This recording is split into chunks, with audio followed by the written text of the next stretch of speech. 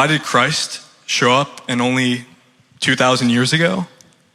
And what makes Christianity special over all these other religions? I do not know. Good answer. But I would say it makes a lot of sense when it comes to trade routes and literacy. So there was an explosion of both of those right when Jesus showed up. So that gave the gospel an opportunity to spread like any other time in world history. Secondly, why Christianity? I think it all hinges on whether the resurrection occurred or not as a historical event. See, if the resurrection didn't occur, and it's falsifiable, we could falsify it.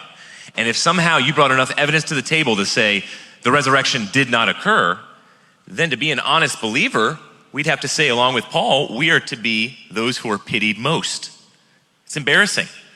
But we have so much evidence for the resurrection. There's so much more evidence coming out about it that's where I land on why is Christianity special? Because Jesus Christ was a historical figure. He made incredible claims. He taught unlike anybody else had ever taught.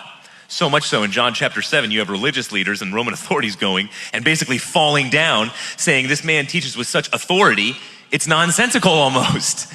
Because he's teaching in such a way where it's not just taking off of what the rabbis said and carrying it along with just the golden rule. No, it was so creative and so powerful that even one of the top professors at Harvard, Robert Coles, said that all other writings on ethics are simply footnotes to the Sermon on the Mount.